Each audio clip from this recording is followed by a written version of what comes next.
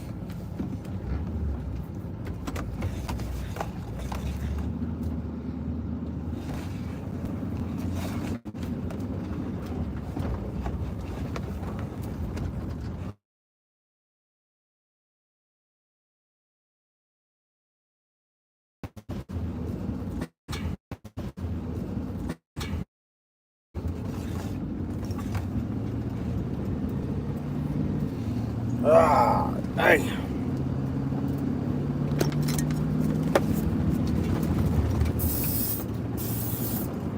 That will smell goods. That motherfucking smell goods.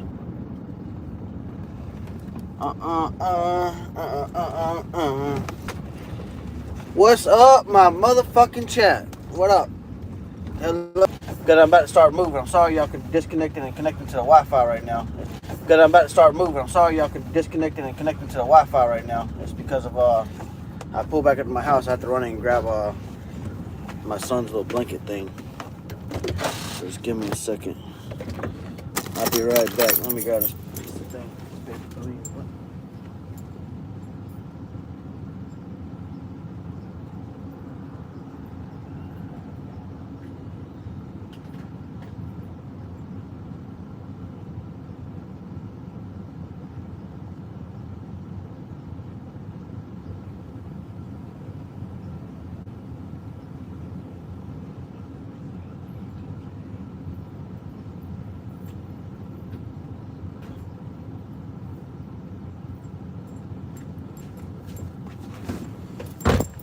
Alright, we about to hit the road now for real.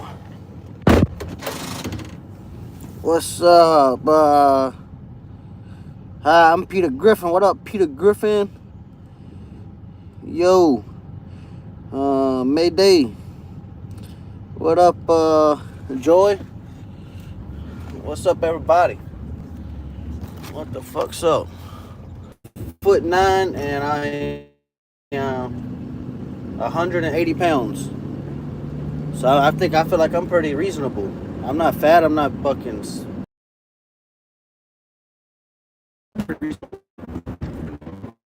I ain't skinny. I ain't bony. We in the average spot.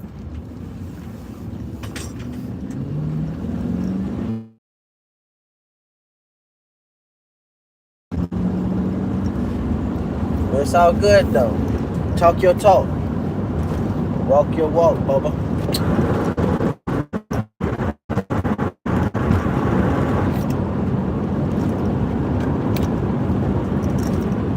All fucking good. All love.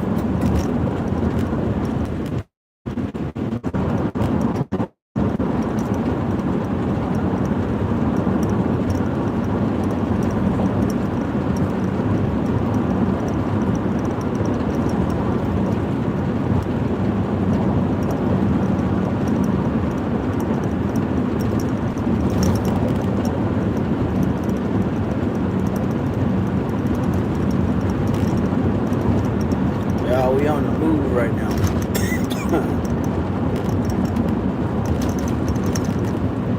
We on the fucking move. Put y'all up here in the dash. Y'all can see what the fuck's going on. Y'all just not looking at me, staring at me down. There y'all go. Now y'all can see what the hell going on.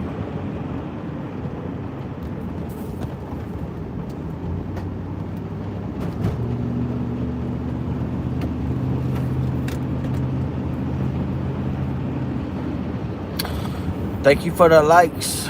Thank you for the likes, everybody. I appreciate it greatly.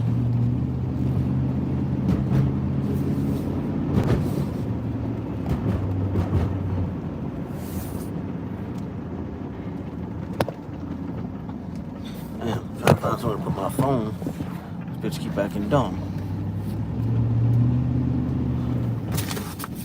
Fucking damn shit in a damn thing.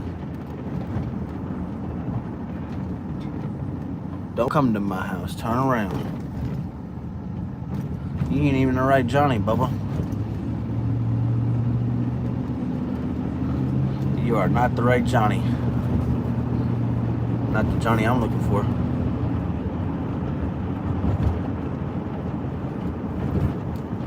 Funny joke, though.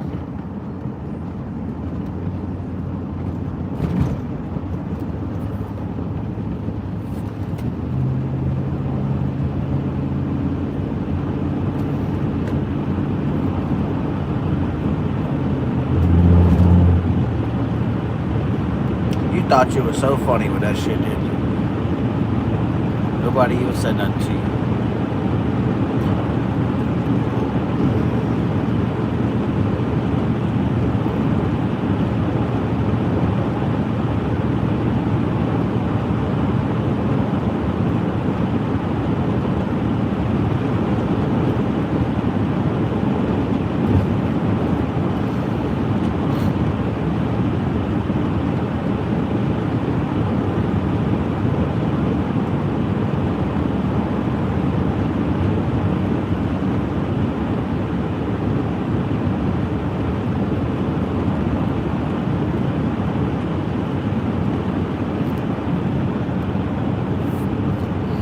Thought you was fucking funny, didn't you?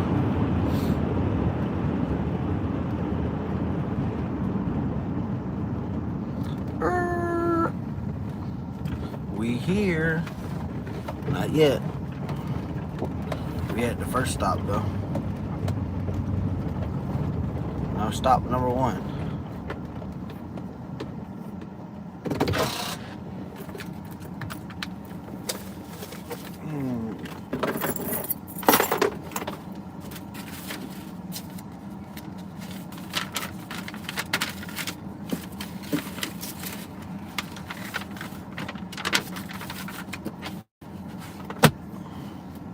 I'll be right back, y'all. Y'all hold it down.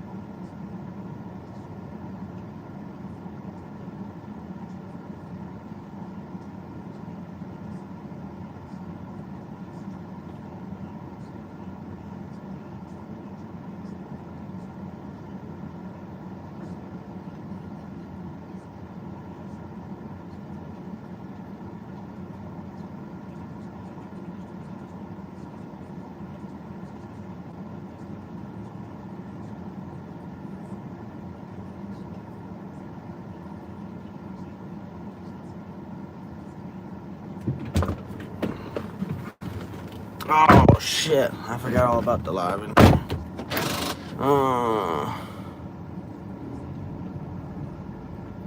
Hell you doing? Yo, I am going to go pick up a trailer.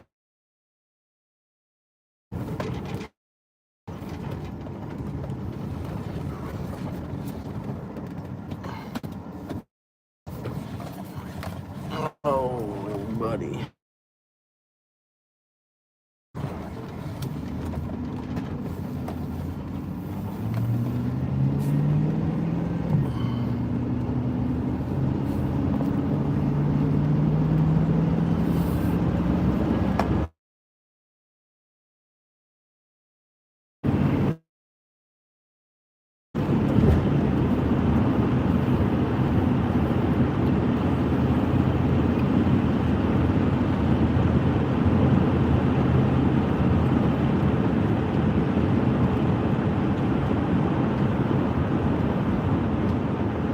Bum bum bum bum bum bum bum bum bum bum bum bum bum bum bum bum.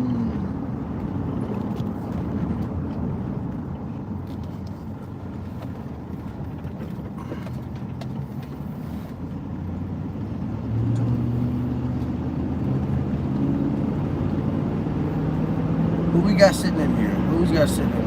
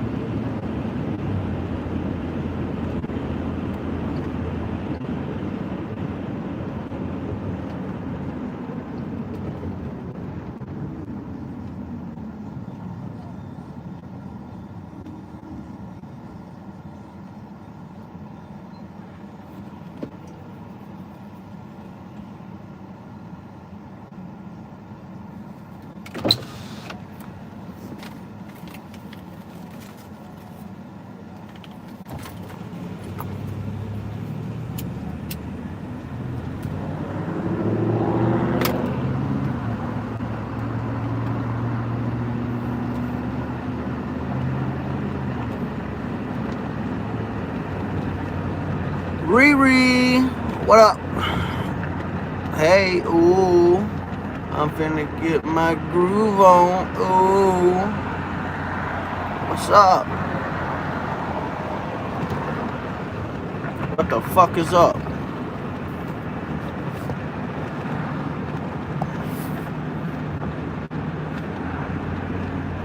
About to go to my brother's to go get a trailer. About to go to Johnny Boy's house. Johnny Boy. Going to get cigarettes. That's what you're doing?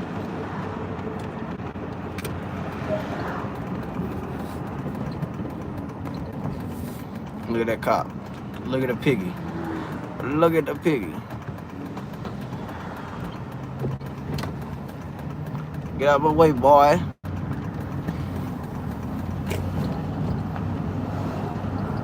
Where you gonna go buy some Camel Crush Mentos?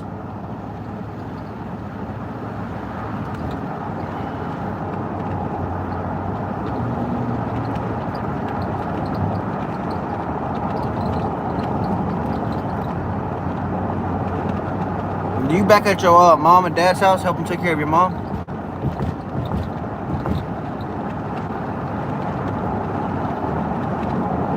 Menthol Silver, yes sir. I know y'all too well.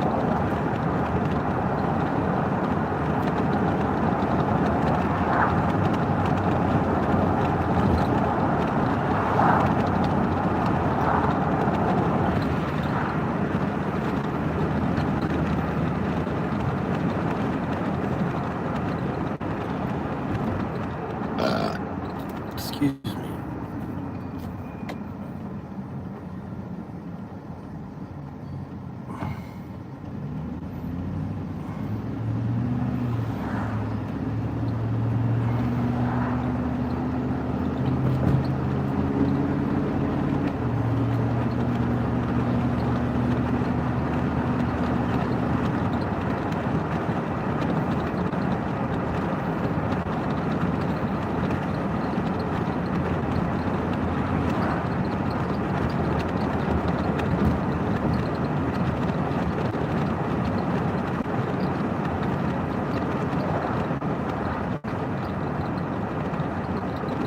Ooh.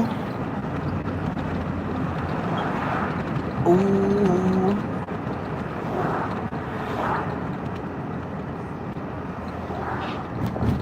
Look at the piggy. Look at the piggy. Pulling her right beside the pig. Yeah, sit back in the seat.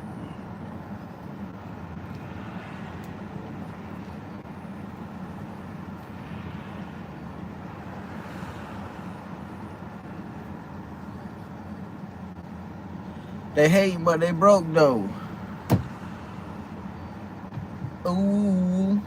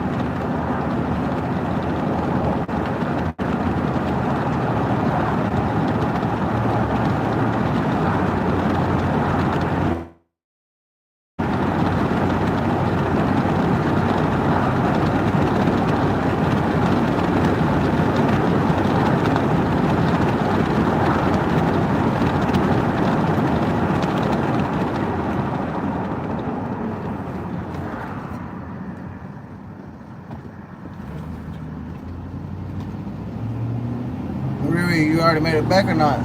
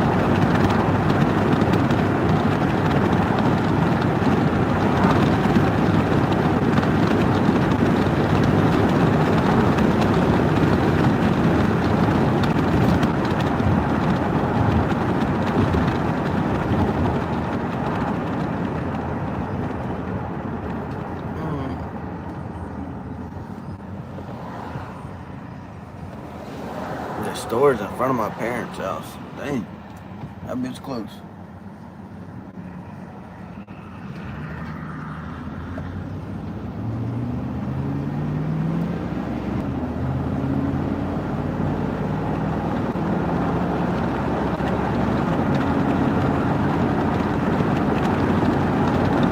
That bitch too close.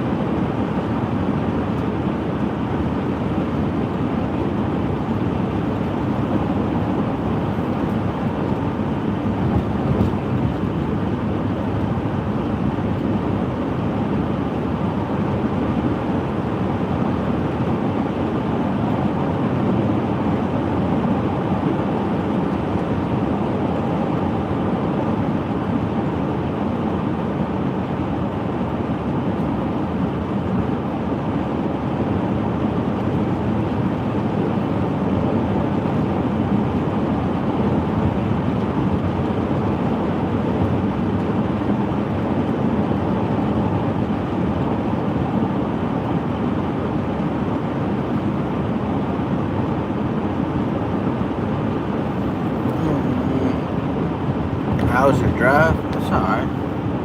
Not too bad.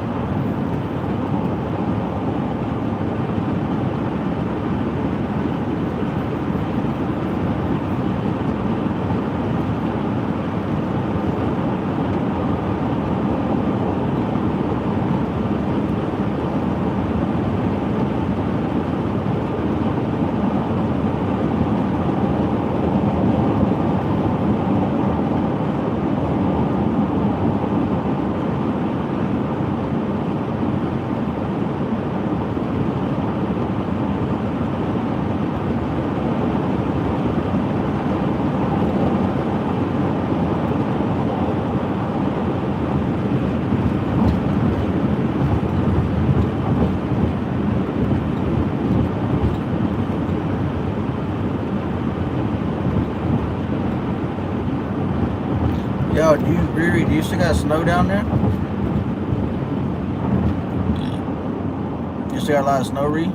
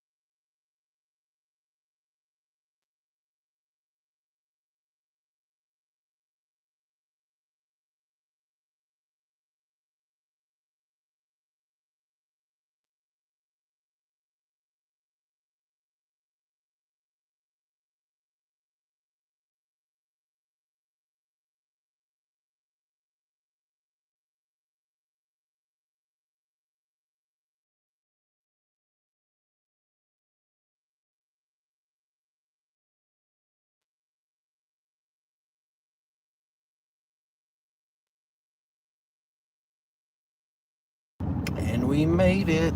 Dun dun dun dun dun dun dun dun dun. See what fuck my brother got going. How the fuck he got a big ass fire going? Shit. Knocked y'all on the fucking floor.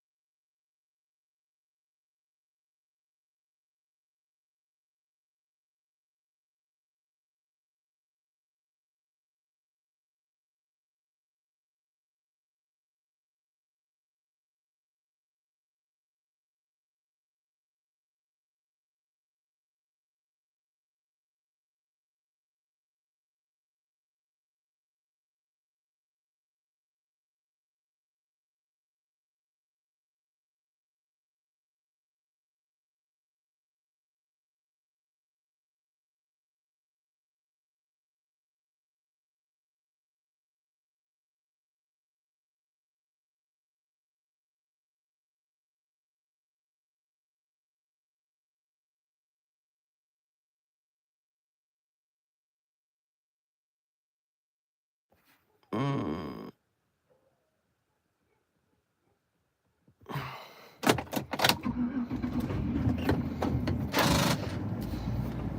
up, everybody? Riri, you still here? Sorry about that. I was trying to get some information on how to get a physical address established and get a perk test done. I'm about to go hook this trailer up.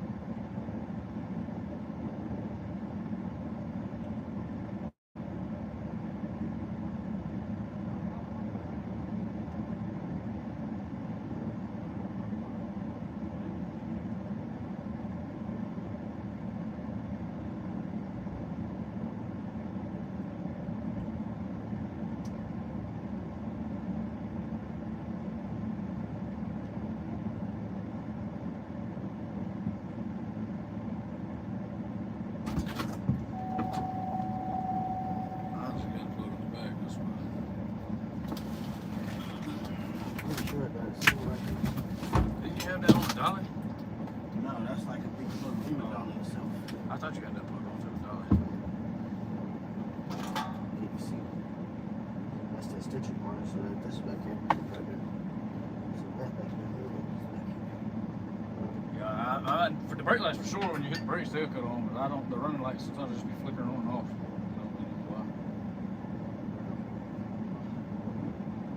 But I can put it on, like Matthew's in clutch trailer, I can put it behind my truck and same shit. Yeah, see, they work on yours. They're on right now. My truck, something wrong with my shit. I got a loose fire or something. Yeah, all that works. That's brand new lights I put on. The other side is working. That left one ain't working. It ain't flashing. That might be because of The right one works. I don't know if that's my truck or something. Yeah, I mean, I know the lights work fine. They're brand new fucking lights. I put them on. I wired them up right. I do them in the shop.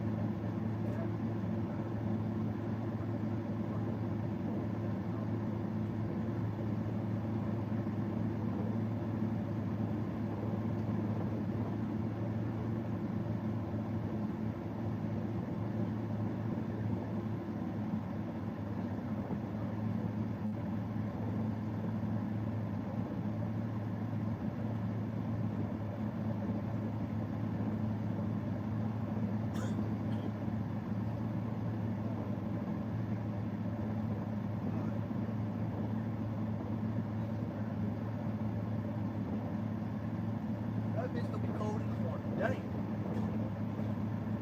That bitch gonna be real cold. I'll see you tomorrow.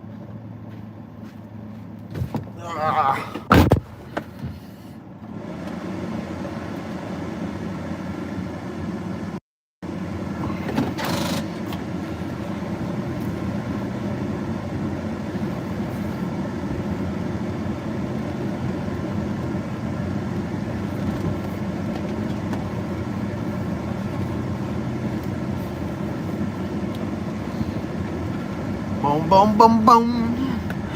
Boom, boom, boom, boom.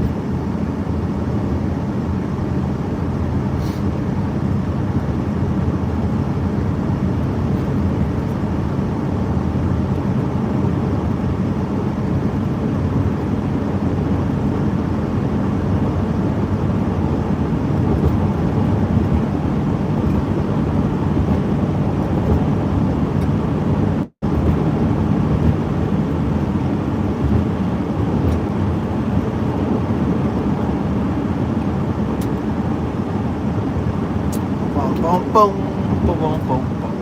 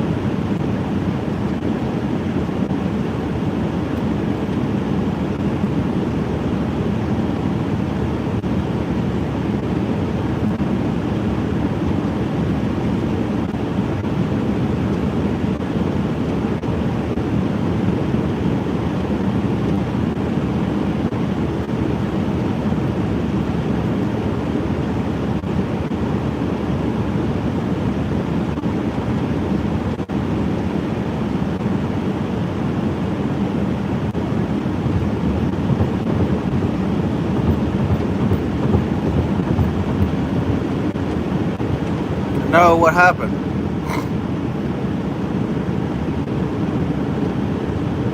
What's going on?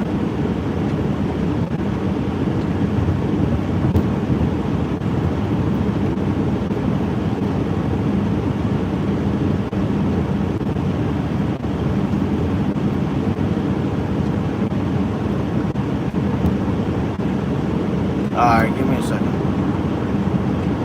I'll check in a second.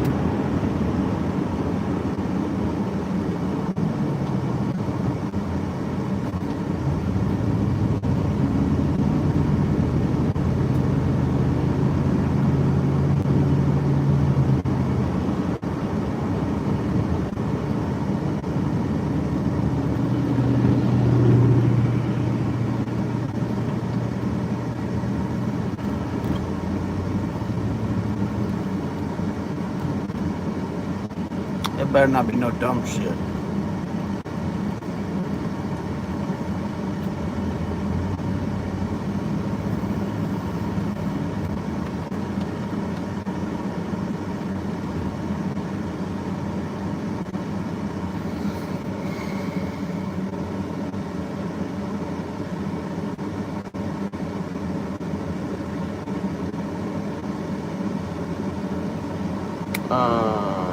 Let's see.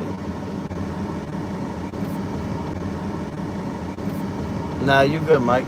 You good. No, I posted in the Discord for the new rules and terms and conditions is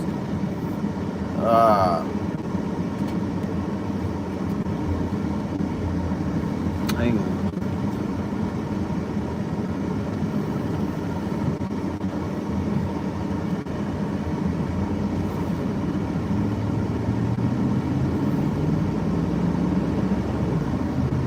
You good.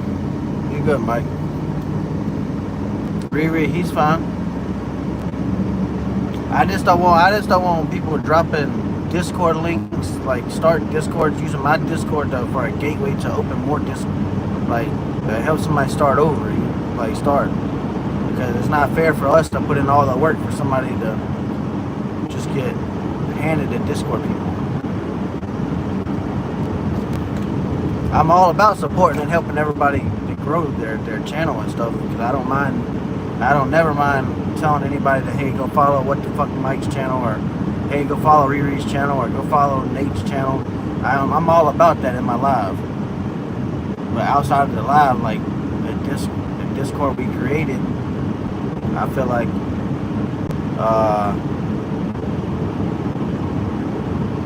the Discord that I created,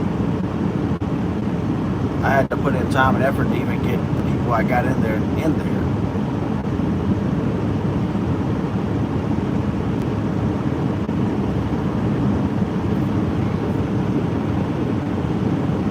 You alright though, man.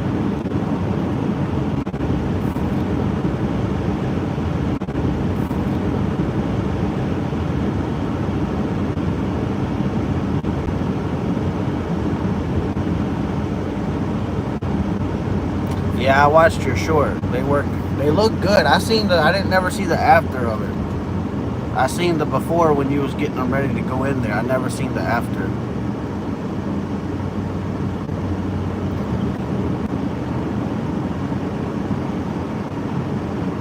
Yeah, everything's good.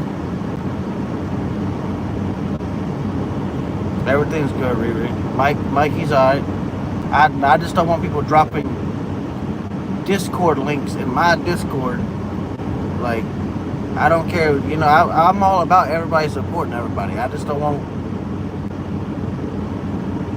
mine to be just a gateway for everybody just to use me to get farther on. Like, I don't mind shouting anybody out that I fuck with. That, like, Mike, he comes here, he comes in my live and he talks, I don't mind telling any of my viewers to, hey, go check out his live. Y'all make sure y'all give him a subscribe. I don't care about that.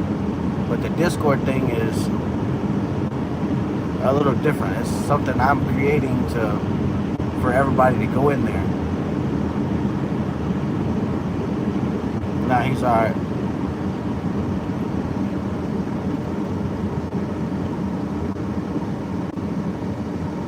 Yo, Dino, if you in here, don't spam the Discord with anime pictures. I mean, you did one time, nobody said they were interested in buying. I'm just saying, I'm not trying to be mean. But, you asked and nobody was interested in it, so just don't spam. Because you're gonna fill the file media up in the Discord and nobody's gonna post nothing. At least for the next 24 hours. You get home, you can check the finished plate. Damn, they are good. Did you already post a video, Mike? I seen the before where you cooked, but I never seen the after. Did you post another short of it? Yeah, they're good, King, but like I'm saying, don't spam the Discord with anime pictures. It takes 20. I got the setting set at 24 hours for all the messages to be re-deleted. But if you spam it, you're gonna fill the stuff up so nobody can send anything for any picture wise, because it's all full of anime pictures that you've sent. I can change the terms and put it as every 3 hours all messages get deleted, but I was trying to give it every 24 hours. How did you make them?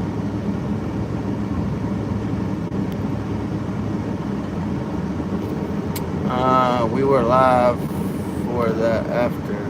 I posted some pics on my community tab, and then are in those voting polls. Okay. That's the polls where everybody decided who is first, second, and third place winner. Is that what you're talking about? The ones you posted in the Discord?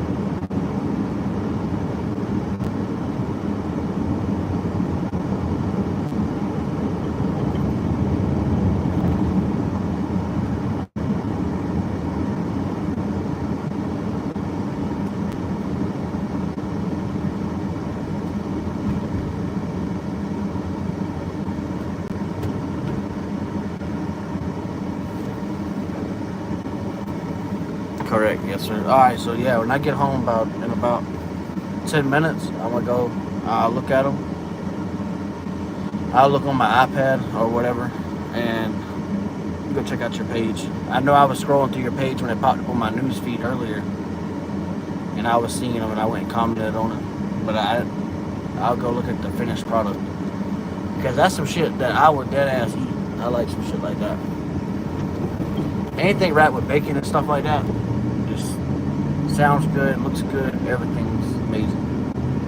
So yeah, make sure you got your ingredients recipe popped up too. Appreciate that.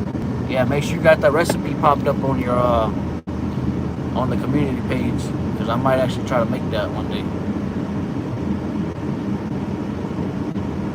Somebody commented on that video, said ew.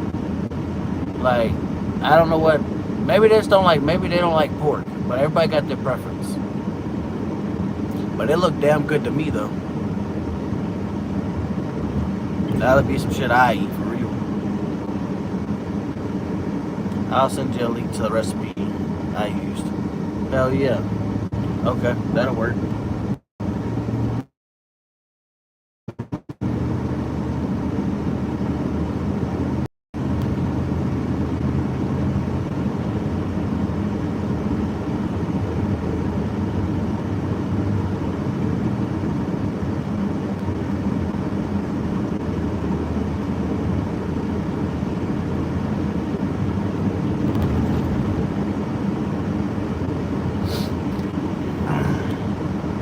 I should be home in about 7 minutes, 8 minutes, 7 minutes, somewhere around there.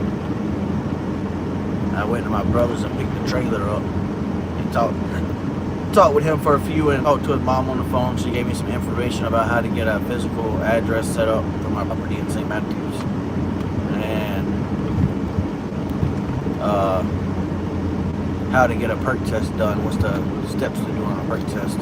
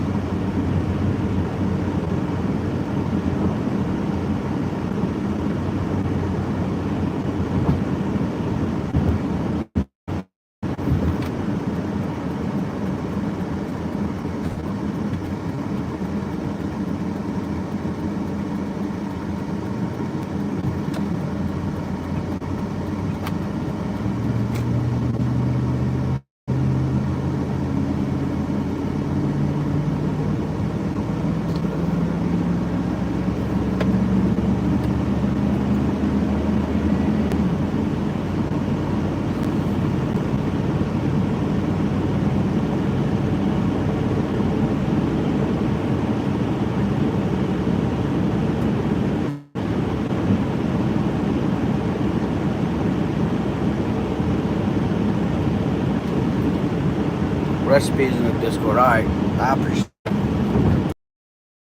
the polls. What did everybody else cook, Mike? I know you did the rolls, but what did everybody else cook?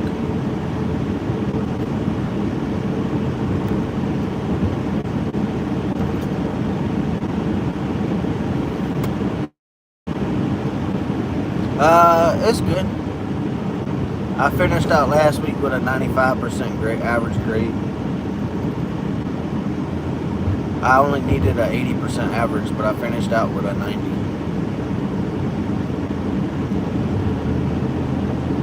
I took a 90 quiz earlier, and I finished that with an 80. A 90 question quiz.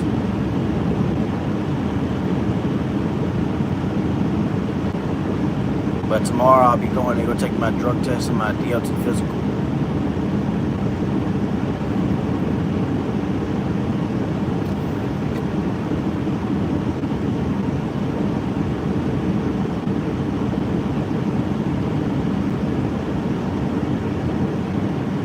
Pork chops, pork stir fry thing, and seasoned pork Asian dish. Okay. That all sounds good.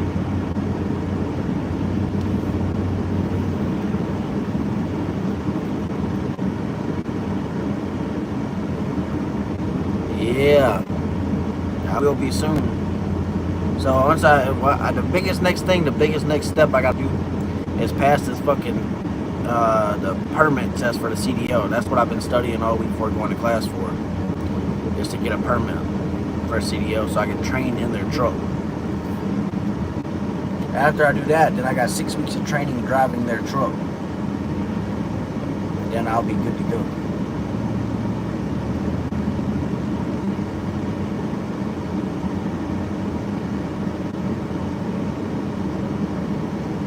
Yep, one step at a time, one step at a time. Hopefully I pass this permit test, and that's the only thing I'm really worried about is the permit test right now. I ain't too much concerned about anything else other than the permit test.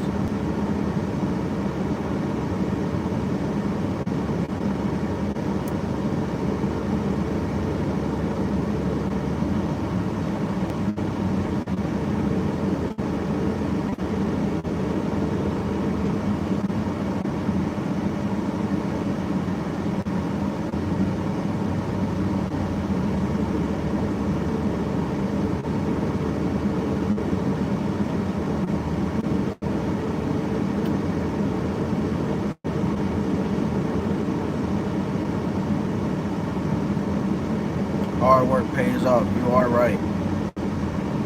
You're 100% right. Hard work does pay off. Only thing I'm praying every night is I pass this fucking test tomorrow or whenever I take it. I'm gonna go home and rewatch all the videos on the test. And hopefully that'll help me out some more too.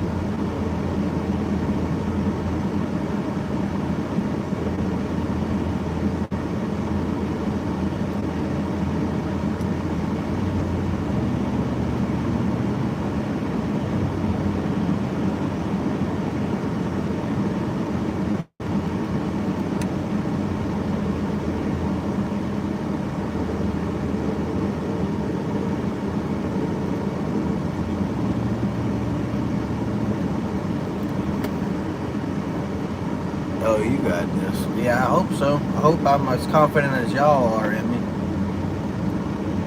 If so, I'll be alright. Easy money, LOL. That's the goal. Easy money.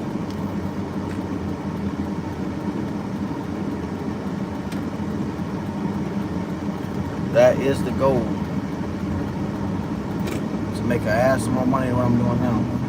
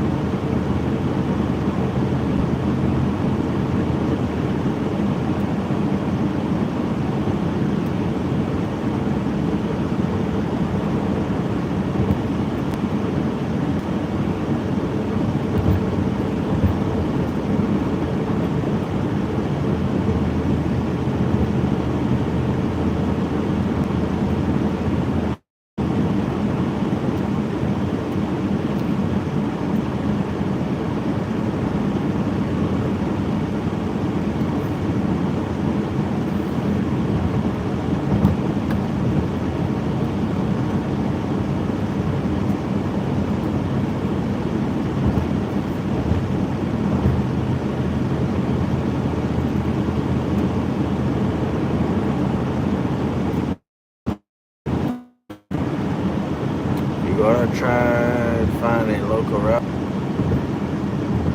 home every night type. Probably not right off the rip. Probably I'm gonna go on the road for a little while, make as much money as I can to get my house and shit situated. But right now I'm going through some bullshit with my house I'm in now. I'm having to move, but I've already bought land and I've done bought another house. I gotta get it moved, gotta get it set up, gotta get well put in, gotta get power put there, got to buy solar panels. I'm trying to be as bill free as I can. So if I can go in solar panels, that way I don't have no power bill or a water bill, you know, and I just have the regular house essentials like internet.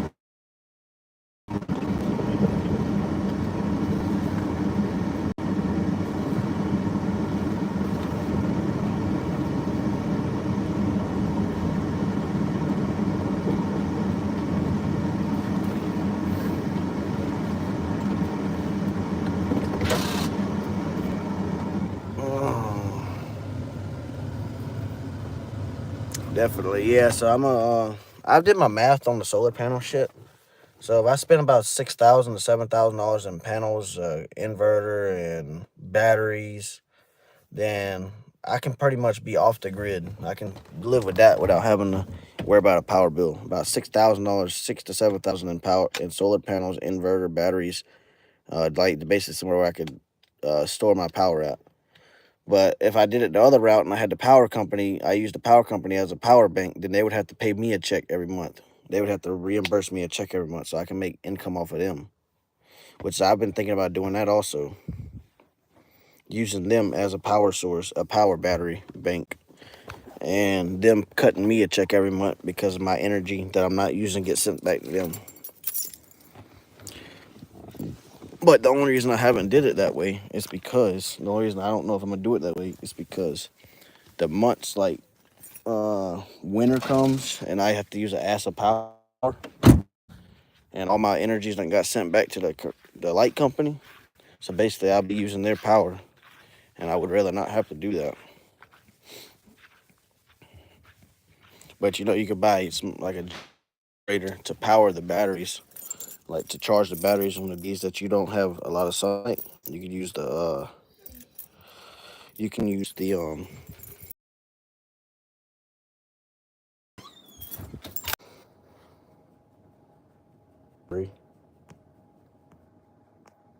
I'm gonna start calling you B.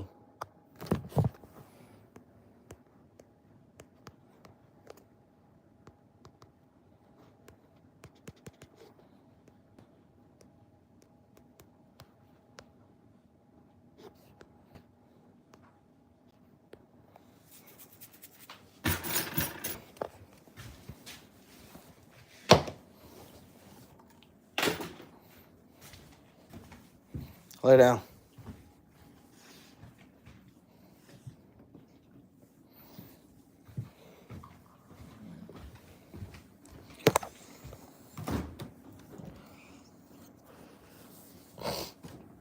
I'm hungry.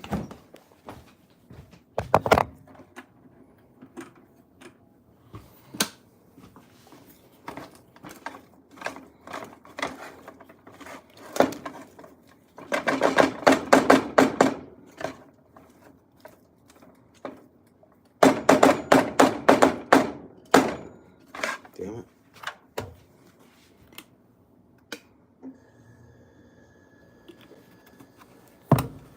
Let that heat up for a second. Let me get my iPad and I'll look at what Mike had sent.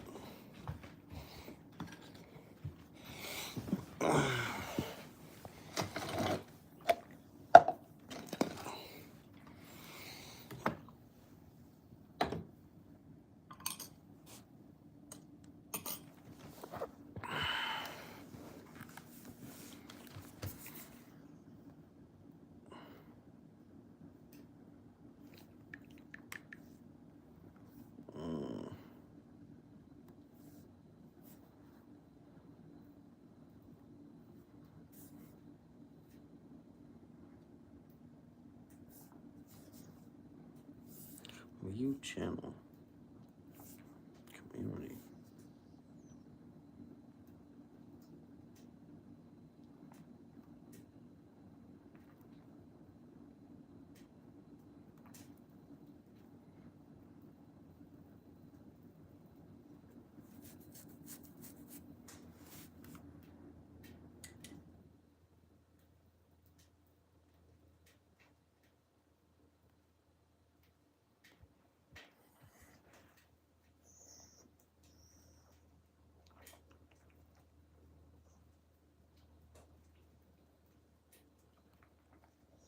So you got icing on top of the rolls?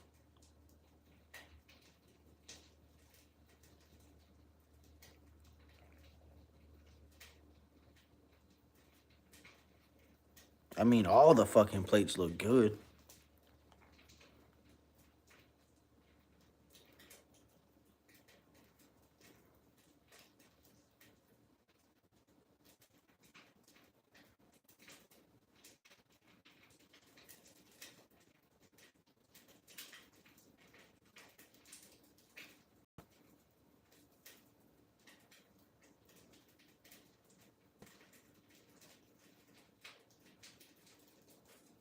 Susie B's stuff look pretty good too.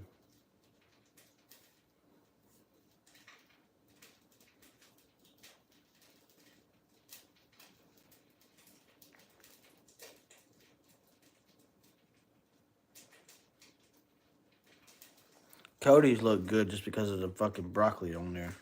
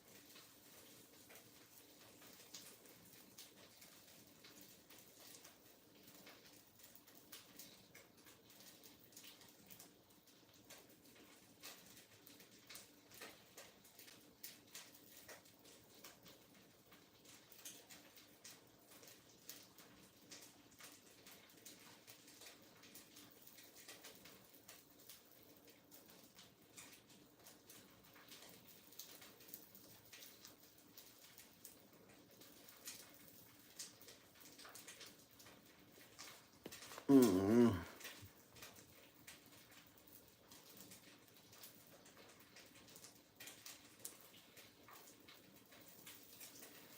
Y'all see this shit? I'm scrolling through Mike's page right now. Scrolling right through his page.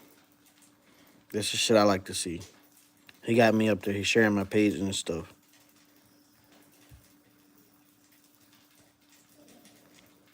I like to see shares and oh, that shit look fucking fire. That shit look good. Ah, fuck them pepperonis and damn salami shit up right there. Damn, that bit look good. Yo, Mike, I appreciate you, man. All good love here.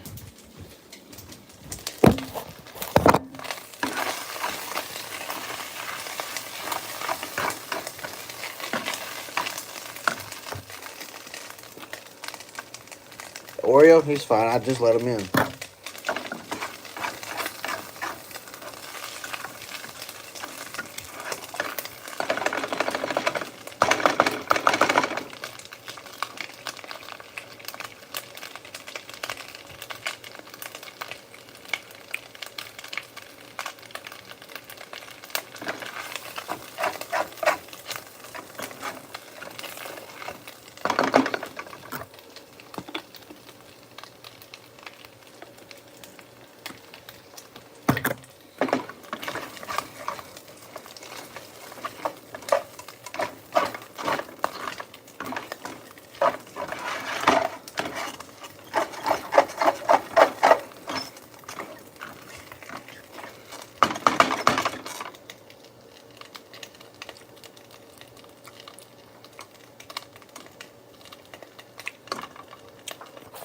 Oreo is fine.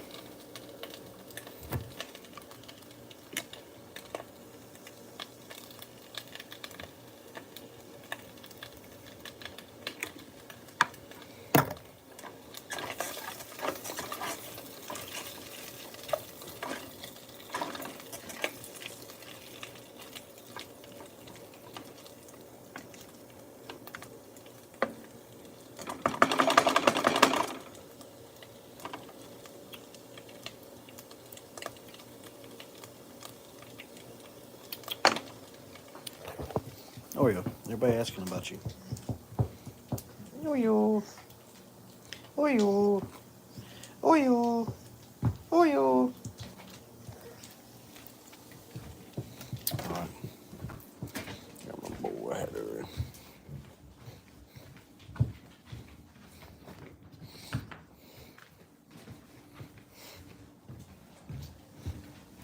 Oh, the baby. That's the star of the show right there.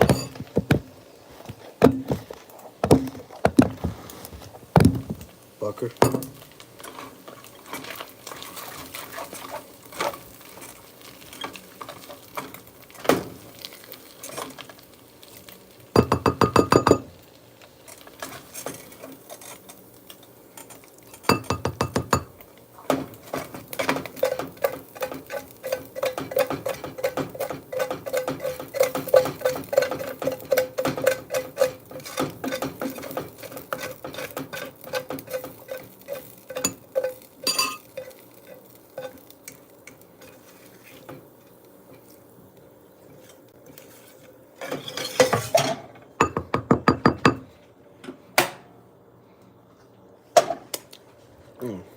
That bit good.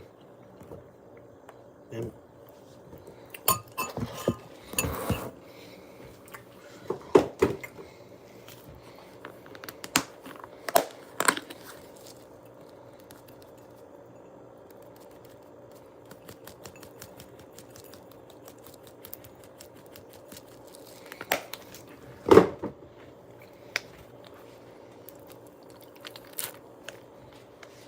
now,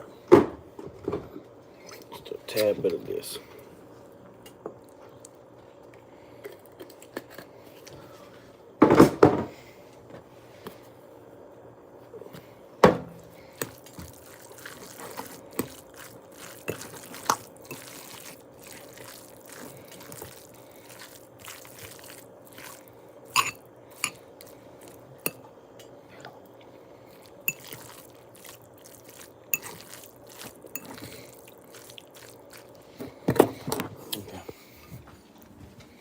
Sitting pretty good like that.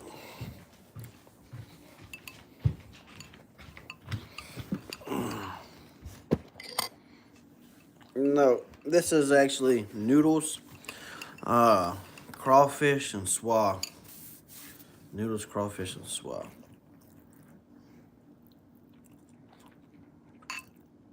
It's like a seafood kind of put together. So crawfish tails, fish, and noodles, and provolone cheese across the top with Alfredo.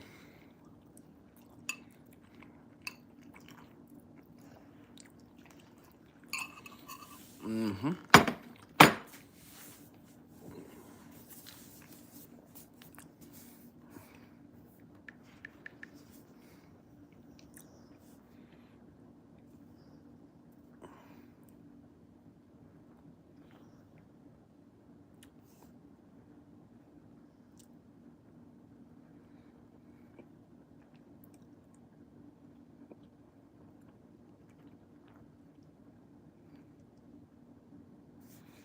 Okay.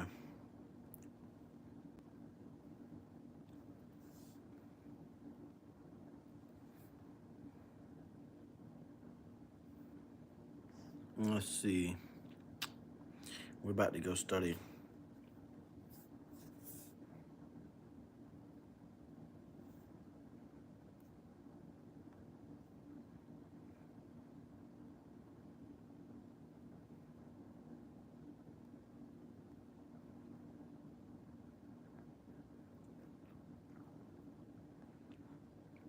I'm about to go back and rewatch all these videos.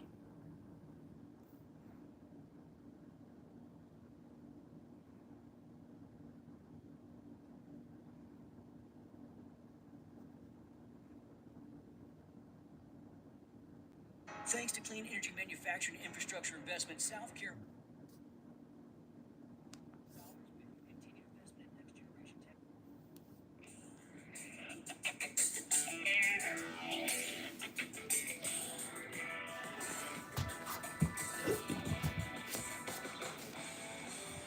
I need to give me some drink. Okay, we're going to talk about how to do a pre-trip inspection on a Class A rated vehicle today.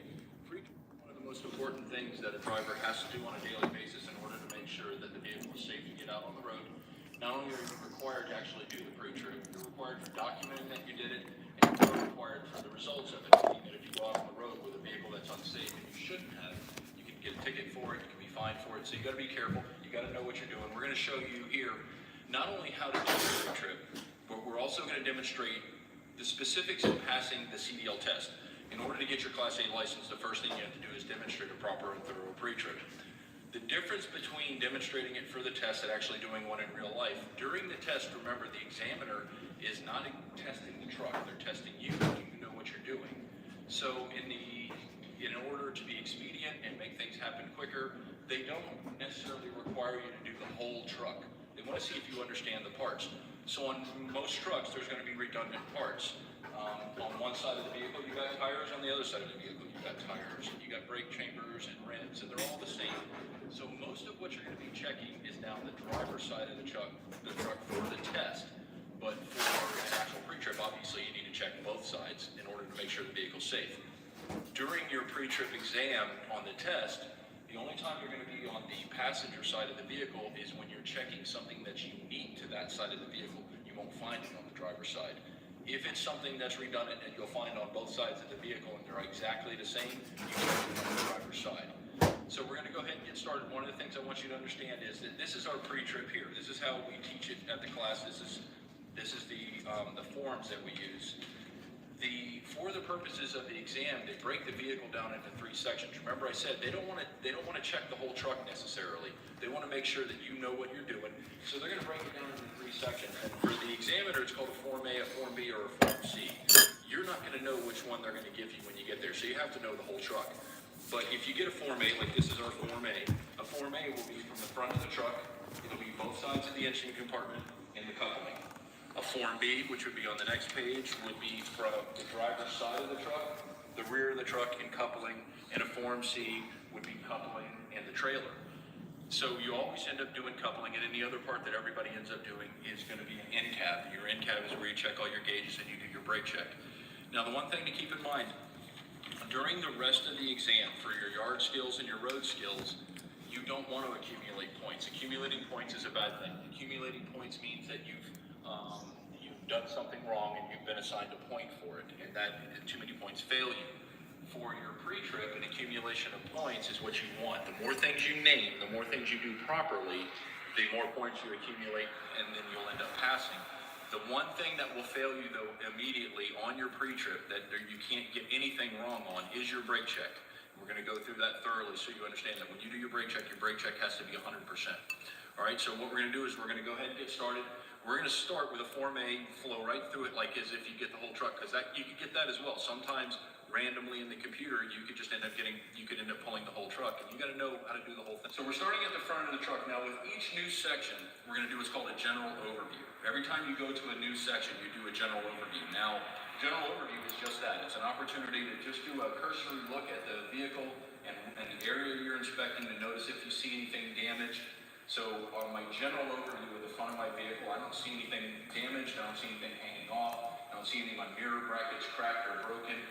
You're going to get into some of the more specific stuff, so you're going to look at the top and all my lights, my marker lights, they're not cracked, damaged, or loose, they're clean and of the proper color. All my lenses on the front end for my headlights, they're not cracked, they're not damaged in any way, they're not fogged out, they're clean and of the proper color. I would take a look at, like I said, during my general overview, I'd look at the front of the vehicle and see if it's leaning to one side or another. If it was leaning to one side or another, that might indicate some kind of suspension damage, that it's something's wrong with the suspension and it's allowing the vehicle to tilt to one side or the other.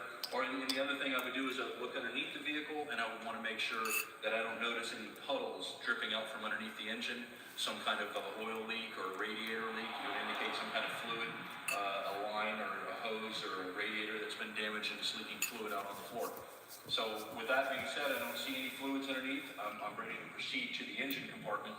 We're going to start with the passenger side of the engine compartment because there's less things on the passenger side to check. I like to do one side, get it out of the way, and then move to the next one, so that way we're not bouncing around back and forth and forgetting things. So I'm going to start with opening up the hood. When you open up the hood, be careful how you open it. Make sure you use your footrest if you have one. As you tilt the hood forward, control the hood down so you don't break the hood. And then we're going to move around to the passenger side of our engine compartment. So we're on the passenger side of our engine compartment. Now, keep in mind, every motor's a little bit different. Every engine compartment. This is a Freightliner Columbia 120. It's got a Mercedes motor in it. You might be driving a Peterbilt with a Cummins motor in it. You could be driving a Kenworth with a Cummins motor in it. Everything's going to be a little bit different. So what I want you to be able to do is learn how to identify the parts that you need to check. So it doesn't matter what vehicle you're on, you know how to find it. There's certain ways to track certain things down. So if I look at this engine compartment, remember what I said, on every new section, we're going to start with a general overview. So a general overview of the passenger side of my engine compartment. I don't see anything cracked, damaged, or loose. I don't see any hoses that are hanging loose. None of my hoses have any abrasions, bumps, or cuts in them. They're not leaking any fluids. So I don't see anything damaged. So we're going to start with some of the more specific things. Now on this side of the engine compartment, there's really only two things I need to check on this motor. On this side, what we've got here is the first thing I'm going to check is my water pump. My water pump is right here. Now, how do I know it's a water pump? Well, you've got to look for the things that would give you that clue. I know what a water pump does. A water pump pumps water through the engine, and that water comes from the radiator. So the radiator being right here, what I do is I look for the hoses that come out of the radiator. So I've got a hose right here that comes out of the radiator and goes into the top of the water pump right there. And then I got a hose over here, which comes out of the bottom of the radiator. And you can see it right there. It clamps to the water pump right there. So I know that's my water pump. So what I would do is identify that this is my water pump. It's not cracked, it's not damaged or loose, it's not leaking any fluids. Freightliner. It's properly bolted to the motor. Freightliner. You do have to identify that it is a belt-driven water pump. There's the belt right there. You would have to identify that the belt is not damaged, it's not frayed, it's not cut, has no abrasions, bumps, or cuts. I'm just going back over, just re-going through all my videos that I've watched before. And just trying to make sure I got everything before I go tomorrow. Now, if you take a look here, the only other thing that we would check from this side would be my radiator. A freight shaker. Cracked, damaged, or loose. Yeah. It has no, it's properly bolted and secured in the frame. Freightliner with the It has Mercedes no in it. leaks. I can see that it's not leaking. The core's not I'm leaking. preferably The a radiator is in good Peterbilt condition. So everything else on this or either side a of the engine Kentworth. compartment, my frame, my I like the old chambers, school my trucks with the big tires, boxy front end, big old 18 there's speed. exactly the same thing on the other side of the engine compartment. We'll check it over there.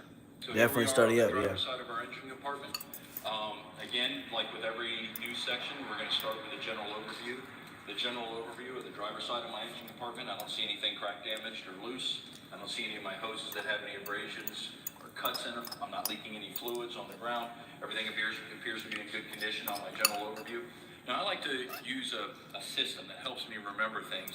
So I work in an order that keeps things in mind. I allow what I see on the truck to remind me of what I need to have, what I need to check. I like the ones So with I a big like ass to square try front to end keep on it the simple, bitch. work my way from the back of the motor to the front and from the inside of the motor out. So if I start at the back firewall here and start looking at things I need to check, I know I need to check this. This is my overflow reservoir for my radiator system. It's not cracked or broken. It's not leaking any fluids in any way. And you do want to mention that all the hoses that lead to and from it have no abrasions, bumps, or cuts, and that they're not leaking any fluid. Also, you want to mention that the cap is properly secured. This is my windshield washer fluid reservoir. It's not cracked or damaged in any way. It's not leaking any fluids. The cap's properly secured. So I'm going to work my way again from the back. When I start with the motor here, I'm going to look at some key components here.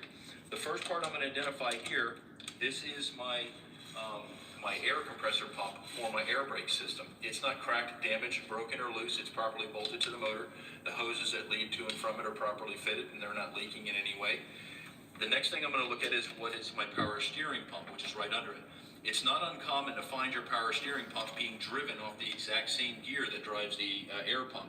You do have to mention that your air pump is not belt driven either in this case. If it was belt driven, it would be mounted up near the front. That's of the motor. what mine is. You This got one of one the is big ass driven. Kentworths or How I Peterbilts. know this is my power steering pump is because this is my power steering gearbox here, and this is my power steering fluid reservoir. Well, I look at the hoses that lead out of it, and I follow the hoses all the way back, and I see that with hydraulic lines and hydraulic fittings, they go into the power steering pump right there. So I know that's my power steering pump. You identify that your power steering pump is not cracked, damaged, broken in any way. It's not leaking any fluids, and it's properly bolted to the motor. And all the hoses that lead to and from it have no abrasions, bumps, or cuts, and they're not leaking any fluid. Okay. The next thing I would identify is going to be, this is my oil fill cap right here. My oil fill cap is properly secured, and this is my oil level dipstick. The dipstick, you don't have to actually pull it out and check it for the pre-trip exam. You do have to obviously pull it out and check it when you do a real pre-trip. All you would identify is this is my dipstick. I would check the oil level by pulling it out, wiping it clean, reinserting it, pulling it back out again, checking and make sure that the oil is above the ab line. You would have to tell the examiner that. The next thing you're going to check is your alternator. This is my alternator. The two mics, LOL. Yeah, brother, what's up? Secured, and you identify that the alternator is belt driven. It does have a belt on it. The belt is not frayed or damaged in any way, and it has no more than 3/4 of an inch of play when you pull on it. Make sure it's in good condition. So as I start working my way out, the first thing I'm going to hit is my frame. Okay, this is my frame rail. You can see it running there. My frame is not cracked, damaged, or broken. It's also, you do want to mention that it's free from any illegal welds. Okay, so as I'm working my way out, remember as I work my way out through the system, next thing I'm going to hit is what's bolted to it. My shock tower here. This is my shock. My shock upper mount and my lower mount down there are not cracked, damaged, or loose, or broken. The shock itself is not cracked, damaged, or loose. And because the shock does have hydraulic fluid in it, you do have to mention that the shock is not leaking any fluids. Then I'm going to go to the front here of my leaf spring hangers. These are my leaf spring hangers. They're not cracked, damaged, or loose, properly bolted to the leaf spring. Both my front and rear hanger, you can see the rear hanger all the way back there. It's not cracked, damaged, or loose. They're in good condition. My leaf spring itself is not cracked, damaged, or loose. It's not bent or broken. And then what you're going to do is you're going to look at, well, what's it bolted to? The leaf spring secures and allows for the suspension components to travel with the front axle, the front steer axle. This is the front steer axle. My front steer axle is not cracked or damaged, it's not bent or broken, and it's free from any illegal welds.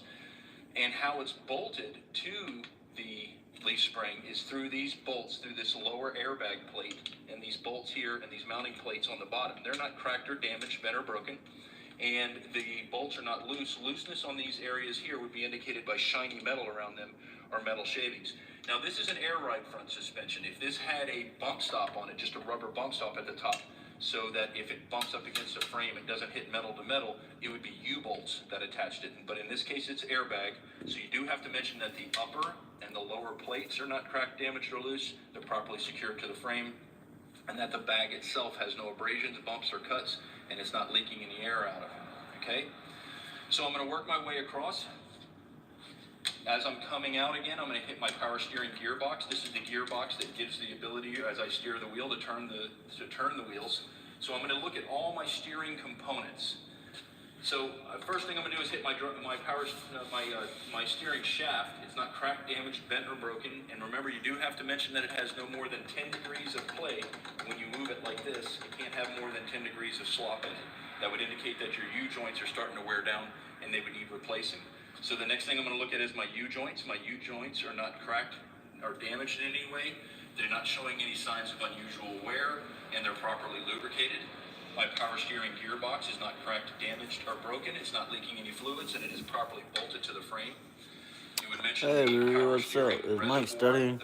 Yeah, I'm going back over some videos, man, from yesterday. Because it holds fluids, it's not leaking any fluids out of it, and all the hoses My old lady that tested me lead to and earlier. from it have no abrasions, bumps, or cuts, and they're not leaking any fluid.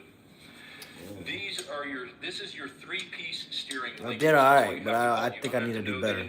The individual names, your drag link, and all that. All you have to do is say my three-piece steering linkage is not cracked, damaged, or broken, and it's properly secured with castle nuts. You can see these castle nuts. There's going to be one right here, and there's going to be one right there. Those are castle nuts. They call them castle nuts because they look like the top of a castle. They're properly secured with castle nuts and your cotter pins that hold them in place, okay? So as you steer, as you turn, the power steering gearbox moves these pieces, which turns this tire. Well, down at the back here, right in the back here, behind your front steer axle, there's a tie rod. You have to check that as well, and you have to make sure that your tie rod is not cracked, damaged, or broken. It's free from any illegal welds. And what that does, what that tie rod does is, as you steer, okay, and you turn the gearbox, it turns your front driver's side tire. Well, that tie rod connects to the passenger side tire, and it makes the passenger side tire turn the exact same amount that your front driver's side tire does. That's what connects them together. That's why it's called a tie rod. All right, and now we're going to move into the brake components. If you look here, you'll see that we've got our brake lines that lead to our brake chamber. This is our front brake chamber. Our brake lines have no abrasions, bumps, or cuts. They're not leaking. This little electrical line is my front wheel speed sensor for my ABS, for my anti-lock braking system. It has no abrasions, bumps, or cuts, and it's in good condition. This is my front brake chamber. Now, if you look at this, you'll notice this is a single chamber. This is what would be called a service brake chamber because it doesn't have a spring on the back for emergency brakes. You would say that my brake chamber is not cracked, damaged, or loose. It's properly mounted and secured. The plate is not cracked, damaged, or loose. There's a bolt right there that holds it. This piece in here is called your push rod, and this is a slack adjuster right here. So what you would say is my push rod, my brake chamber, my push rod, and my slack adjuster are not cracked, damaged, or loose, and my brake chamber is not leaking. And you would have to check it by pulling on it and making sure that you have no more than 1 inch of slack on it when the brakes are released. So you grab it like this and you pull on it.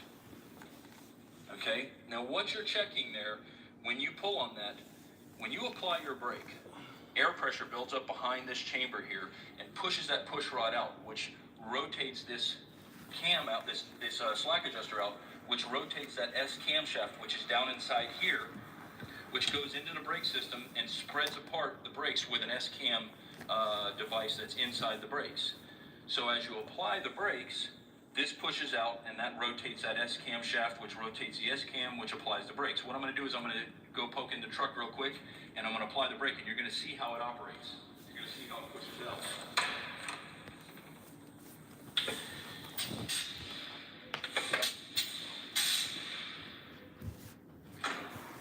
So what's happening, I missed it. checking it to make sure that it's has no more than 1 inch of slack. What you're doing, what this device does, is as your brake pads begin to wear, when they start off, they're about that thick. And as they begin to wear, they get thinner and thinner. Well, if this didn't accommodate for that wear, is as your brakes, you're going to see how it pushes out.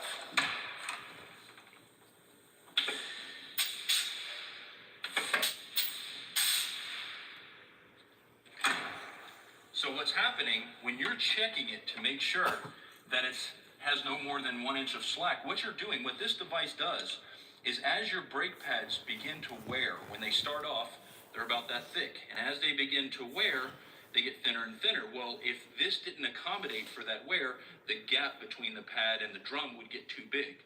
So what this does is every time you apply the brake, if it senses that it has to travel too far because the brake pads are wearing, it allows it to adjust properly so that when you apply the brakes again, it has more travel to it. So you have to check that travel. And what you're really checking when you pull on that is making sure that the gap between the pads and the drum is sufficient. Any more than 1 inch is way too far if it has to travel that far. All right, what we're going to do now is we're going to reposition the camera and we're going to get a better look at the inside of the brakes and how they operate. All right, so we're inside the drum here. We're looking at because as we moved in from the slack adjuster, next thing you have to check is your brake pads here. These are your brake pads. Your brake pads can't be cracked, damaged, or loose. They have to have at least 1/4 inch of pad material, which these have plenty on them. And you want to make sure that they're free from any contaminants or grease between the drum and the pad, that there's no oil leaking out from the axle or something like that and getting in between the pad and the drum. You want to make sure that the drum is dry.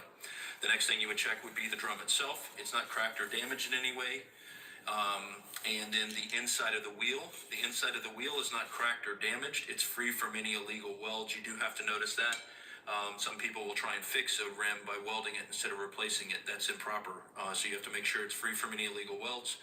The next thing you would check as we're working our way out is the bead here to make sure that the tire is properly seated to the inside of the rim, which it is. Then you would check the inside sidewall of the tire to make sure that it has no abrasions, bumps, or cuts. That's free from any defects. And then you would move your way out and we'll check the front of the tire the same way. So let's go ahead and do that. So now we're on the outside of the tire. And again, you're going to do the same thing like you just checked the inside of the tire wall. You're going to check the outside of the tire wall. Make sure that it has no abrasions, bumps, or cuts. It's free from any defects. That it is properly seated to the rim itself. Okay. You would also want to check the top of the tire. If you come over here, you can take a look. Now, what's important to remember about this is you want to make sure that it has no abrasions, bumps, or cuts. It's free from any defects or issues or problems. But you also need to remember that because this is a front steer tire, it has to have at least 4/32 of an inch tread depth on it. The tread depth has to be at least 4/32 of an inch. I haven't been able to take my eyes off my husband's pants since he tried this morning trick. What happened afterward was unbelievable. I thought it would be just.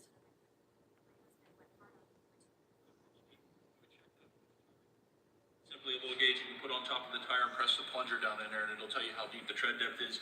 You want to check it on several different areas of the tires in order to make sure that you don't have an area that's wearing excessively or giving you any issues. So you want to make sure the top of the tire is smooth, not showing any signs of uneven wear, at least 4/32 of an inch tread depth, has no abrasions, bumps, or cuts, nothing, no screws or nails or anything stuck in it. You do also have to mention that these tires, because it's a front steer tires have to be virgin radials. They can't be recaps, they can't be re-grooves or retreaded tires.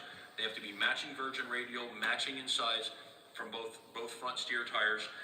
Every vehicle, now keep in mind, a tractor and a trailer are two independent vehicles. Every vehicle has to have the same size tires on it.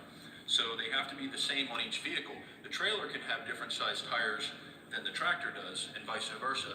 But on each vehicle, they have to be the same. But like I said, these have to be virgin radials. So let's move on to the outside of the rim. As we move our way down, the rim itself, I would check the rim face.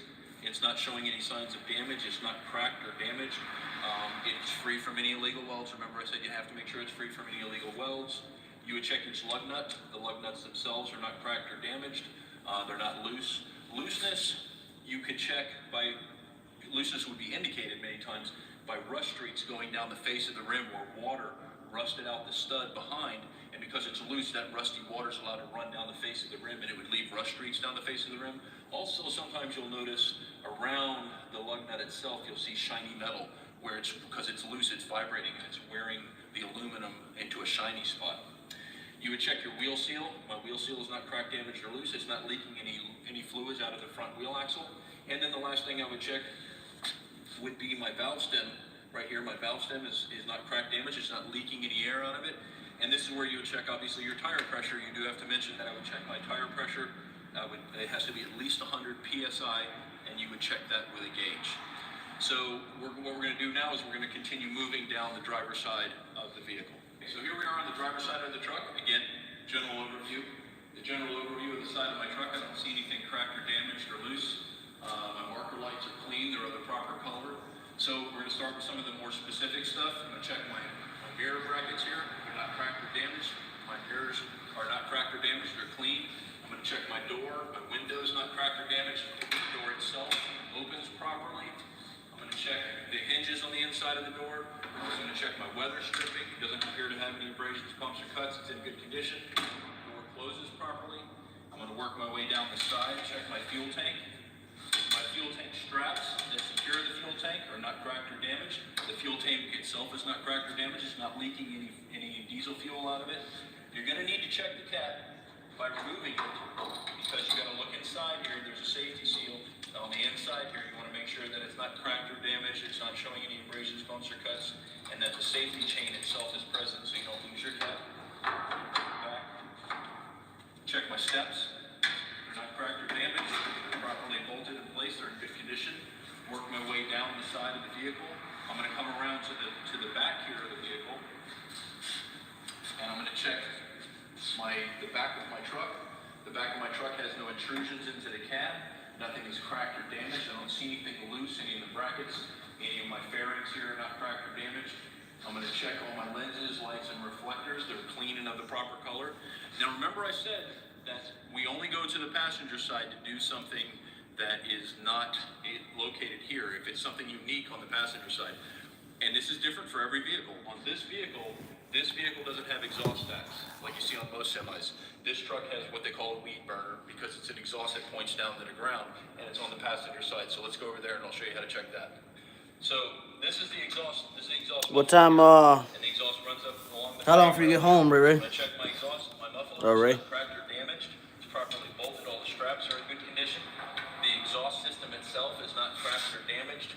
It's not leaking. Yeah, For an tomorrow exhaust test system day. leaking, Should be the test day indicator tomorrow on the if I got clamps, time. But black soot. You can see black soot coming out from around the clamps. In this case, we don't have any issues. Everything is properly secured, and this exhaust system is in good condition. So we're going to move back over to the driver's side of the vehicle. So we're back here on the driver's side of our vehicle. We're going to continue our check through. We finished up on this part. We did the back of the truck. We're going to finish. We're going to continue with the hoses. All my hoses have no abrasions, bumps, or cuts. They're not cracked or damaged in any way. They got sufficient clearance off the catwalk, so I know that they're not going to rub against the catwalk. That's a good opportunity to check Yo, my what up? catwalk. It's not cracked or damaged. None of them are loose. They're in good condition. I can check these airbags right here because they are part of the air system. This is an air ride cab. The airbags have no abrasions, bumps, or cuts, and they're not leaking any air. They're in good condition. I'm going to check my frame rails. My frame rails are not cracked or damaged in any way. They're not showing any signs of illegal welds. It's not damaged. My drive shaft is not cracked or damaged. It's in good condition. The U-joints that are on the drive shaft that go to the differential are not cracked or damaged. They're not showing any signs of uneven wear, and they are properly greased. I'm going to check my glad hands where they couple to the trailer. This is how it supplies air to the trailer. You would remove them and check the seals in the inside, make sure that they have no abrasions, bumps, or cuts, and that they're properly connected. I would also check my electrical line, make sure it's properly secured. You would pull it, look inside, and make sure there's no debris stuck inside, and that there's none of the prongs are bent as well.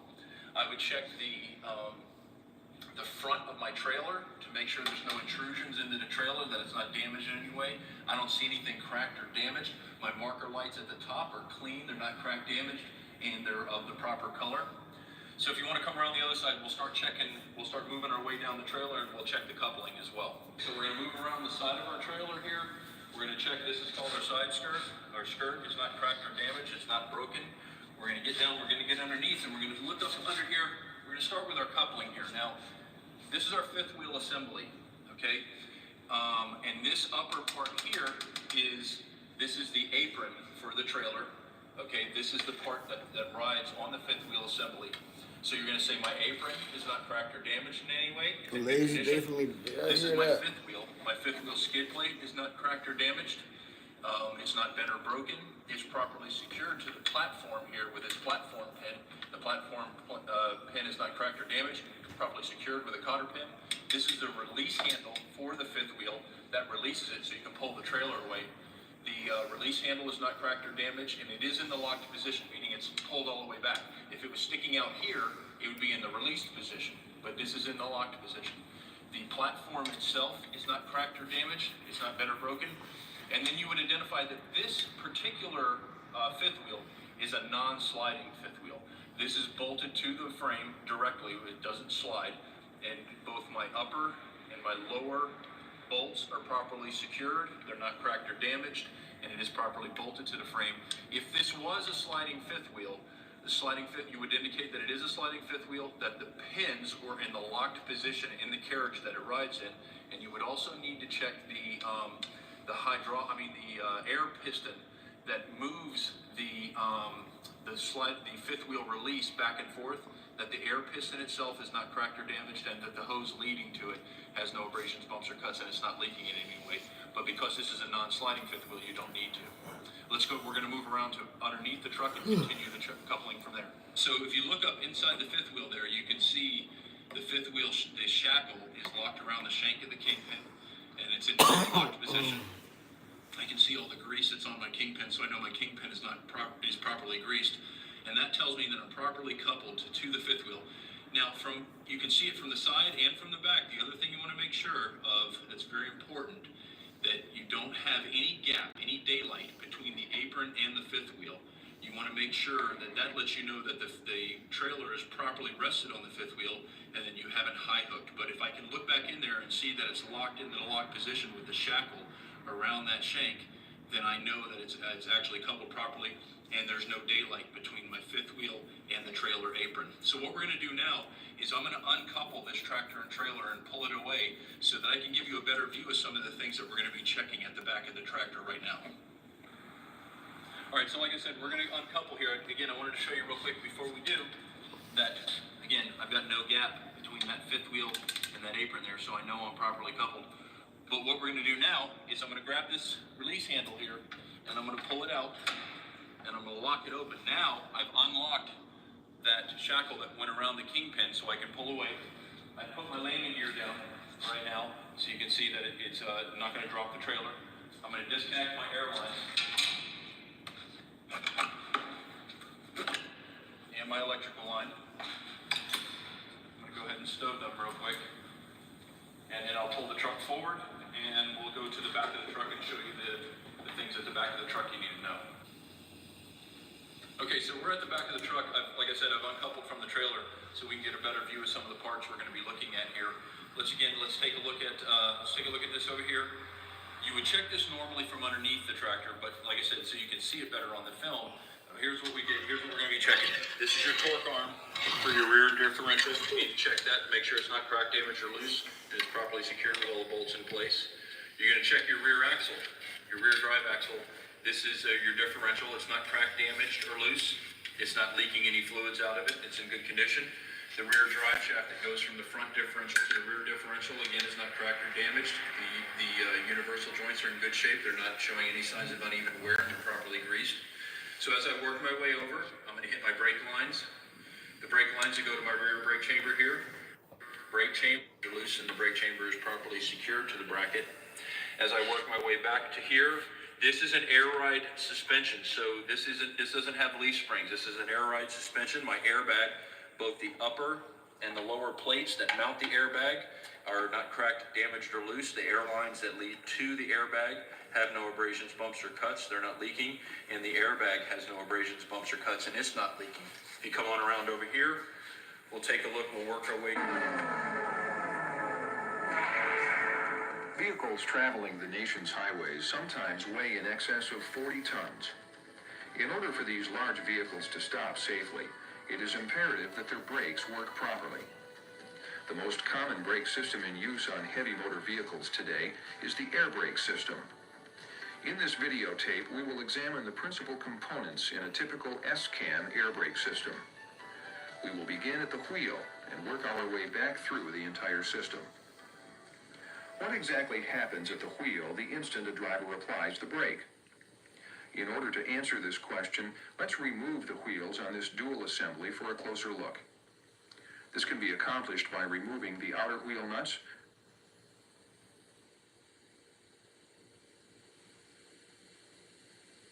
the inner wheel studs,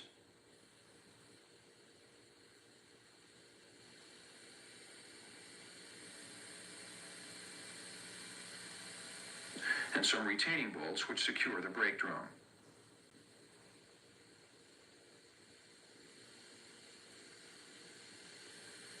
The component now being removed is the brake drum. It is made of cast iron and is fastened to the wheel hub. The inside surface of the drum should be smooth and not rusted, cracked, out of round, or contaminated. With the brake drum removed, we can see more clearly what happens when the brake is applied. What up, King? We are now looking at the brake linings, which are forced to move or pivot upon brake application. To see exactly what the brake linings move against, let's put the brake drum back into position. As the brake is again applied, watch the brake linings move and contact the drum.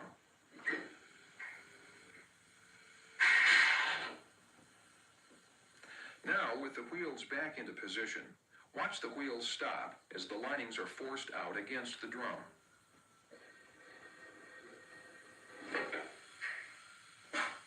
Adequate friction at the drum will in turn stop the wheels and the vehicle.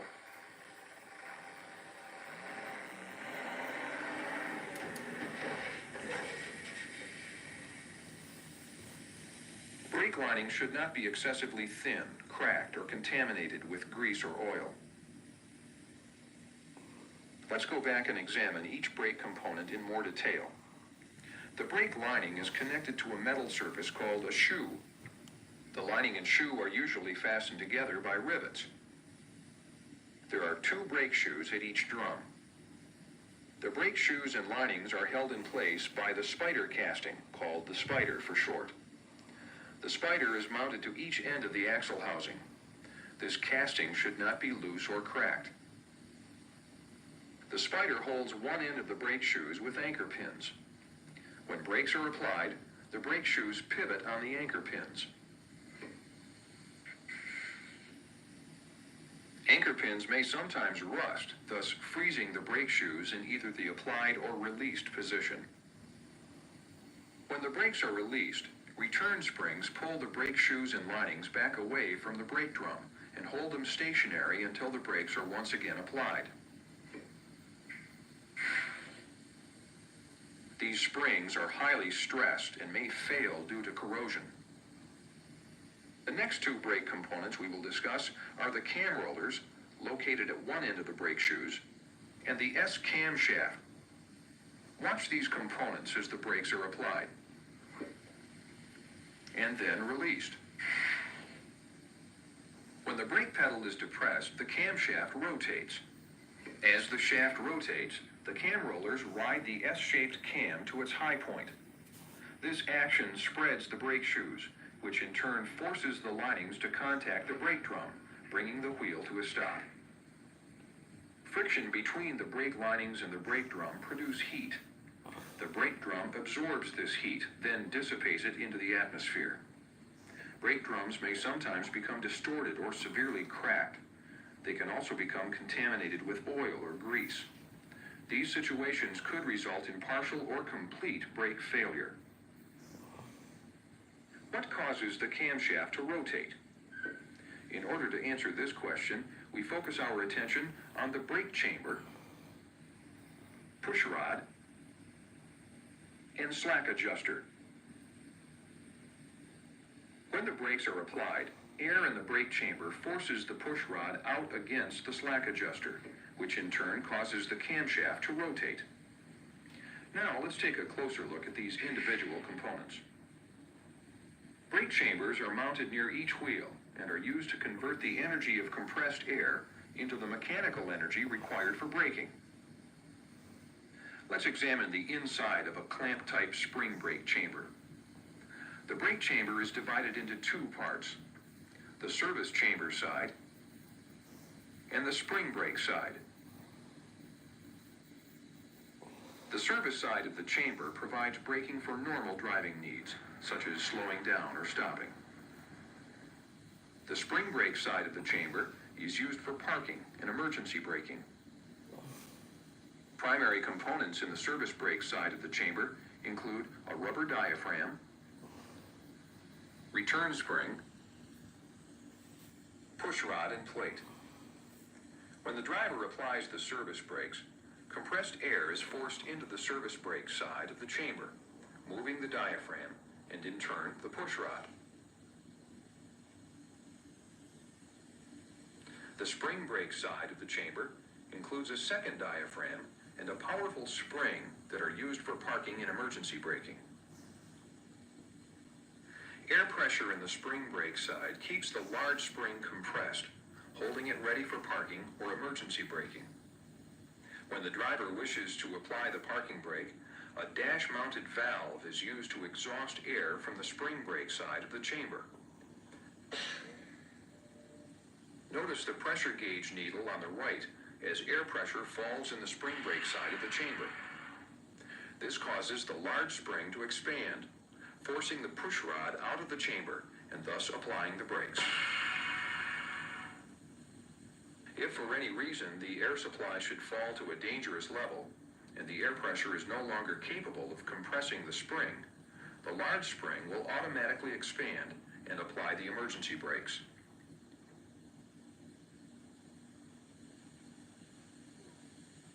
Brake chambers should be free of leaks, bent push rods, loose mountings, missing air fittings, and chafed hoses. No matter what type of braking is needed, the brake chamber always begins Blah, the braking blah, blah, process blah, blah, blah, by blah. forcing the push rod out against DJ. the slack adjuster. The push rod is the link between the brake chamber and the slack adjuster. The push rod is connected to the slack adjuster by a yoke and clevis pin. Without this connection, the brakes would not function at that wheel. Slack adjusters take linear motion from the push rod and change it into rotary motion at the camshaft. The slack adjuster, essentially a lever, also substantially increases the amount of force it transfers from the push rod to the camshaft. The camshaft has grooves that allow it to fit into the slack adjuster. Slack adjusters are equipped with an adjusting mechanism to compensate for brake lining wear. This device is important because as brake lining wear progresses, the push rod must travel further to apply the brakes. Some slack adjusters perform this adjustment automatically. To check for proper adjustment, push rod travel is measured. Brake chamber size and type must also be verified in order to check for allowable push rod travel. With a properly adjusted brake, a slack adjuster and push rod should form about a 90-degree angle with the brakes fully applied. Let's take some time to review all we've covered so far. When the brakes are applied for service braking, air enters the brake chamber, diaphragm moves the push rod forward, slack adjuster rotates the camshaft, S-cam rides the cam rollers, rollers force the shoes to spread, linings contact the brake drum, and finally the wheel stops. Thus far, we have examined each brake component starting at the wheel and moving back to the brake chamber. Next, we will examine the principal components which compress, clean, monitor, store, and direct air to the brake chambers. Let's begin by learning about the air compressor. The air compressor is an engine-driven mechanical pump, which is the Ah, damn, man. brake system. I'm so tired. Compressor's output is controlled. Yeah, I'm fucking super tired. Air pressure drops below a certain point, the governor activates the compressor. When air pressure returns to normal operating levels, the governor deactivates the compressor. From the compressor, air is directed to the air dryer, where it is cooled, filtered, and dried. The air dryer removes contaminants and moisture from the system. From the air dryer, compressed air is routed to the tractor's reservoir tanks, where air is stored until it is needed to apply the brakes. Usually, there are 3 reservoirs located on the tractor and 2 on the trailer. Air is routed to the various brake components through hoses and tubing designed to resist corrosion and high throughout the system, direct, signal, and relay air, as well as Look like you having fun. I'm like I'm about to fall asleep watching this shit. hose couplers or glad Fucking hands tired. quickly connect air hoses from the tractor to a I'm just sump listening trailer. to it now. Once these connections are made, compressed air will be routed to the trailer's reservoirs. Compressed air is routed through this complex system of reservoirs, air lines, and valves in such a way to ensure that the tractor will still be able to stop, even if part of the air system were to fail because of trailer separation or severe air line Nap reservoir time. leaks. Yeah, I know. Let's now move inside the tractor cab and examine the controls related to the brake system. Gauges mounted on the dash allow the driver to monitor air pressure in the reservoirs. If reservoir pressure should drop to a dangerous level, a visible warning device alerts the driver. This is called the low air pressure warning device. For normal stopping, the driver applies the service brake by depressing the Fuck. brake pedal, sometimes called the treadle valve. When this pedal is depressed, brakes at each wheel are applied.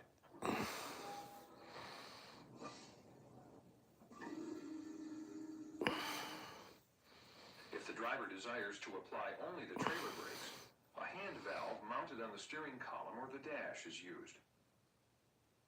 Parking and emergency brakes are controlled by other push-pull valves located on the dash. To apply the parking brake on both tractor and trailer, the yellow valve is DJ, bro, I'm tired, bro. the red valve controls the spring brakes on the trailer only.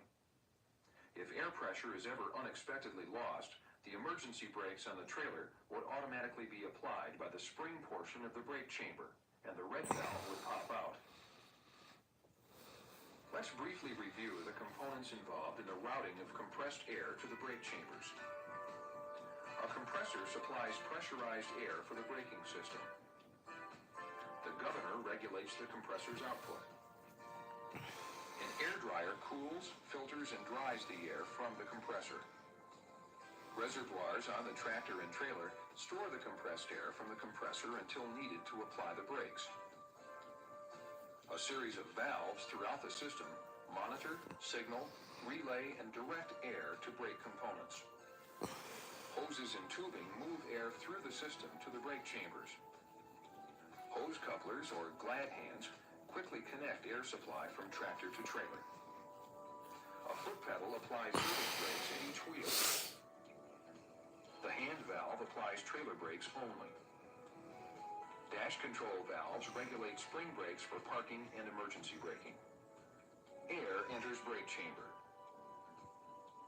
Studies have shown that brake failure is a leading cause of commercial vehicle accidents. It is imperative that such critical items as brakes be inspected properly, and that the inspector have a good working knowledge of component function. Proper inspection of an S-Cam air brake system may prevent a serious accident and make our streets and highways a safer place to travel. DJ, what the hell you doing, bro?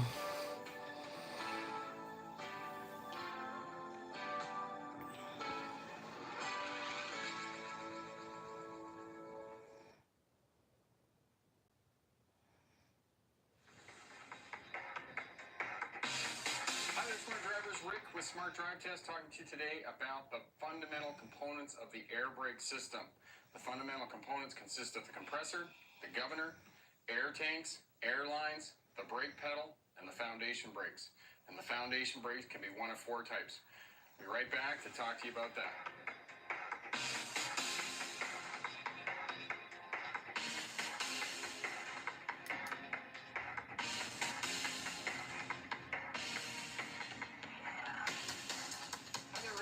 you today about the fundamental components of an air brake system. The fundamental components are compressor, governor, air lines, air tanks, brake pedal, and the foundation brakes.